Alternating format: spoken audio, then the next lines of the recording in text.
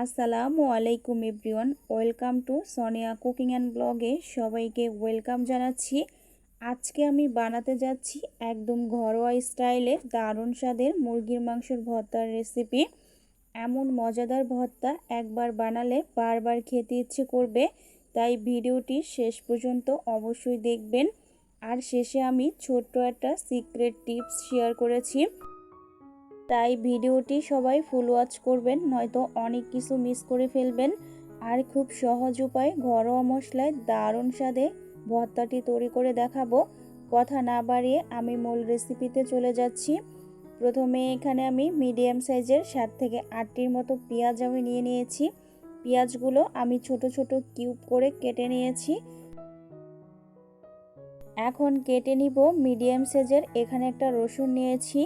রসুনের কোয়াগুলো থেকে আমি খোসাগুলো খুব সুন্দর করে ছাড়িয়ে নিয়েছি। এখন একটা ছুরির সাহায্যে আমি মাঝখান থেকে কেটে নিয়েছি। এখন কেটে নিব ধনেপাতা। এখন আমি কুচি কুচি করে কেটে নিচ্ছি। আপনারা এই মুরগির মাংসের ভর্তাটি দিয়ে কিন্তু পুরো 1 প্লেট ভাত নিমিষেই খেয়ে ফেলতে পারবেন। আর আজকে আমি আমার রেসিপিটা দেখাবো গ্রাম্য স্টাইলে, খুবই সহজে আর ঘরোয়া উপায়ে কিভাবে মুরগির মাংসের ভর্তার রেসিপিটি করতে হয়, সেটাই আজকে আপনাদের সঙ্গে আমি শেয়ার করতে চলেছি। আর এখন আমি এখানে 1 পিস মুরগির মাংস নিয়ে নিয়েছি। এখন এই মুরগির মাংসটাকে আমি একটি ছুরির সাহায্যে কিউব করে কেটে নিচ্ছি। আর এখানে হচ্ছে আমি কিছুটা কিমার মতো কেটে নিব। আপনারা এভাবে ছোট ছোট করে কেটে নেবেন। আর প্রথমেই আমি এই মুরগির মাংসটাকে কিন্তু খুব ভালো করে কিন্তু ধুয়ে নিয়েছি, আপনারাও কিন্তু ধুয়ে নেবেন। তো দেখুন আমি এখানে ছুরির সাহায্যে কিমা কিমা করে নিচ্ছি। আর মাত্র একটা টিপসেই মুরগির মাংস ভর্তা এমন মজাদার হয়েছে যে সবাই আঙ্গুল চেটে পুটে খাবে। সেই টিপসটা জানতে হলে ভিডিওটি শেষ পর্যন্ত দেখুন আর সাথেই থাকুন।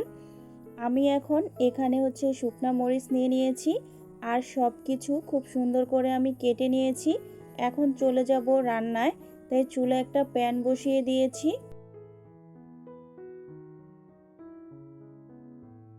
এখানে হচ্ছে আমি সরিষার তেল নিয়েছি, যেহেতু আমি ভর্তা করব।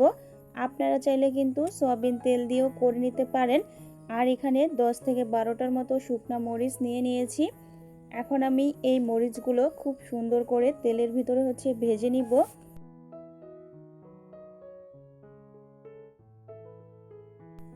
এখন আমি দিয়ে দিয়েছি এখানে রসুন, আর দিয়ে দিব কিউব করে কাটা পেঁয়াজ। আর এখানে আমি 6 থেকে 7টির মতো কাঁচামরিচ নিয়ে নিয়েছি, আর দিয়ে দিচ্ছি স্বাদ মতো লবণ। তো আমি সব কিছু দিয়ে এখন একটি হাতার সাহায্যে নেড়ে চেড়ে নিচ্ছি। এগুলো আমি হালকা একটু ব্রাউন কালার করে ভেজে নিব, যাতে রসুন আর পেঁয়াজটা খুব ভালো করে ভাজা হয়। আর আজকের এই ভর্তাতে আমি এমন একটি উপকরণ মেশাবো, যেটা মেশালে এই ভর্তার স্বাদ যেন অনেক গুণ বেড়ে যাবে। আর সেটা আমি কখন মেশাবো দেখতে হলে অবশ্যই সম্পূর্ণ ভিডিওটি জুড়ে থাকতে হবে। দেখুন আমার এগুলো ভাজা হয়ে গেছে, আমি তুলে নিয়েছি। এখন আমি আবারও ভেজে নিব হচ্ছে পেঁয়াজ। তো ওগুলো হচ্ছে আমার কিসের জন্য লাগবে আপনাদেরকে আমি দেখিয়ে দিব। এখন আমি এই পেঁয়াজগুলো হচ্ছে আমি ভেজে নিচ্ছি। দেখুন আমি এই পেঁয়াজগুলো হচ্ছে আমি এখন একটু হালকা বাদামি কালার করে আমি ভেজে নিয়েছি। এখন একটি স্ট্রেনারের সাহায্যে আমি তেল থেকে ছেঁকে তুলে নিচ্ছি। আপনাদেরকে আমি প্রতিটি ধাপে ধাপে খুব সুন্দর করে বুঝিয়ে দিচ্ছি, অবশ্যই ভিডিওটির সঙ্গেই থাকুন। আর ভিডিওটি প্লিজ কেউ স্কিপ করবেন না, তাহলে কিন্তু অনেক কিছুই মিস করে ফেলবেন। এখন আমি এখানে কেটে রাখা টমেটোটা এখানে আমি ভেজে নিচ্ছি। এখন একটি ঢাকনা দিয়ে ঢেকে রেখে দিব 2 মিনিটের মতো। দেখুন 2 মিনিট পরে আমি ফিরে এসেছি।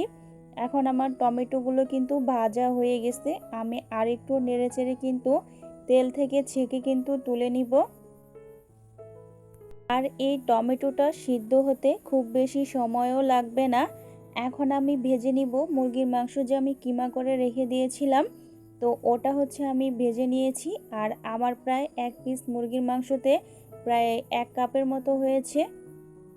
আপনারা কিন্তু মুরগির মাংসটার পরিমাণ যদি একটু বেশি করে নেন, তাহলে মশলার পরিমাণগুলো একটু বাড়িয়ে বাড়িয়ে দিবেন, তাহলে আপনার ভর্তাটি কিন্তু অসাধারণ হবে খেতে। এখন আমি মাংসের ভিতরে দিয়ে দিচ্ছি হাফ টেবিল চামচ পরিমাণ হচ্ছে হলুদ গুঁড়ো আর মরিচ গুঁড়ো আর স্বাদ মতো হচ্ছে লবণ। তো আমি সব কিছু দিয়ে খুব ভালো করে মাংসটা কিন্তু আমি ভেজে নিচ্ছি। আমি এটা এখন খুব ভালো করে নেড়েচেড়ে এখন কিন্তু আমি একটি ঢাকনা দিয়ে ঢেকে দিব। আর এখানে কিন্তু আমি এক্সট্রা করে কোনো পানি কিন্তু আমি ব্যবহার করব না। আমি মাংসটাকে এইভাবে ঢেকেই কিন্তু সিদ্ধ করে রান্না করে নিব। আর এটা কিন্তু আমি বেশি ভাজবো না, যাতে মাংসটা একটু সিদ্ধ হয় আমি সেরকম করেই ভেজে তুলে নিচ্ছি।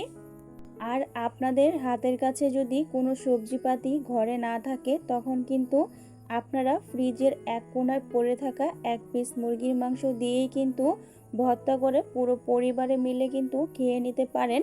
আর এই ভর্তাটি কিন্তু অনেকটা দুর্দান্ত হয়। আর তৈরি করা যেমন সহজ, বানাতেও কিন্তু অনেক ভালো লাগে। আর খেতে তো হয় অপূর্ব, সেটা আর আমি নাই বললাম। আপনারা যখন এই ভর্তাটি বাসায় তৈরি করে খাবেন তখনই বুঝতে পারবেন এর স্বাদটা কতটা মজার।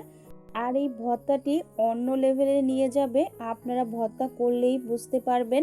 এখন আমি এই ভর্তাটি করার জন্য একটি বাটনা নিয়ে নিয়েছি। আজকে আমি আপনাদেরকে হাতে ডলেই এই মুরগির মাংসের ভর্তাটা তৈরি করে দেখাবো। আপনারা চাইলে কিন্তু মিক্সিং জারে অথবা শিলনোড়ায়ও কিন্তু এই ভর্তাটি তৈরি করে নিতে পারেন। এখন আমি স্বাদ মতো কিছুটা লবণ দিয়ে মরিচের সাথে খুব ভালো করে ঘষে ঘষে মেখে নিয়েছি। এখন আমি এখানে পেঁয়াজ আর মরিচ যে ভেজে রেখেছি রসুন, ওগুলো দিয়ে এখন আমি হাতের সাহায্যে খুব সুন্দর করে কিন্তু আমি মেখে নিচ্ছি। আর এই কাজটি কিন্তু একটু সময় নিয়ে করতে হবে, তাড়াহুড়া করলে কিন্তু চলবে না। আর এখন দিয়ে দিচ্ছি 1 টেবিল চামচ পরিমাণ হচ্ছে সরিষার তেল। তো তেল দিয়ে আমি খুব ভালো করে হাতের সাহায্যে মেখে নিচ্ছি। আর দিয়ে দিলাম ধনেপাতা কুচি। এখানে আমি প্রায় 2-3 টেবিল চামচের মতো হবে ধনেপাতা খুব সুন্দর করে কুচি করে নিয়েছি। আর দিয়ে দিব এখানে টমেটোর ওপরে যে পাতলা আবরণ ওটা হচ্ছে আমি ফেলে দিব। আপনারাও কিন্তু ফেলে দিবেন। যখন আপনারা এই ভর্তাটি তৈরি করবেন তখন দেখবেন পাতলা আবরণ, তখন কিন্তু একদমই ভালো লাগবে না। তো আগে থেকেই আপনারা এই পাতলা আবরণটাকে ফেলে দিবেন টমেটো থেকে। এখন আমি ভেজে রাখা মুরগির মাংসগুলো হাত দিয়ে খুব ভালো করে কিন্তু মেখে নিচ্ছি। আর যখন আপনারা এই মুরগির মাংসের ভর্তাটি হাত দিয়ে তৈরি করবেন তখন দেখবেন আপনার এই ভর্তাটি অনেকটা টেস্টি হবে। আর এই ভর্তা দিয়ে কিন্তু পুরো 1 প্লেট ভাত কিন্তু খেয়ে নিতে পারবেন। লাস্টে দেখুন এখানে আমি একটা পেঁয়াজ বেরেস্তা ভর্তার উপরে ছড়িয়ে দিচ্ছি। এটা দেওয়ার ফলে কিন্তু আপনার ভর্তাটি, সত্যি কথা আমি বলছি, অনেকটা মজার হয়েছিল আর অনেকটা লোভনীয়। আমি কিন্তু ভিডিওর শুরুতে বলেছিলাম এখানে আমি ছোট্ট একটা টিপস দিয়েছি। অনেকেই আছেন এটা দেন না, তবে দিলে কিন্তু আপনার ভর্তাটি অনেকটা ভালো লাগে। আর এখানে আমি দিয়ে দিয়েছি 1 টুকরো লেবুর রস। তো রসটা দিয়ে আমি ভর্তার সাথে খুব ভালো করে কিন্তু মিশিয়ে নিয়েছি। আর একটি কথা, খুব বেশি সময় ধরে এই ভর্তাটা করলে এই ভর্তার টেস্ট কিন্তু নষ্ট হয়ে যায়। শেষের দিকে কিন্তু পানিও ছেড়ে দেওয়ার একটা সম্ভাবনা থাকে। তাই এই টিপসটা অবশ্যই ফলো করবেন। এই ভর্তার আসল স্বাদ যদি পেতে চান অবশ্যই এই টিপসটা মেনে গরম ভাতের সঙ্গে এই ভর্তাটা খাবেন, দেখবেন এর স্বাদ কখনোই ভুলতে পারবেন না।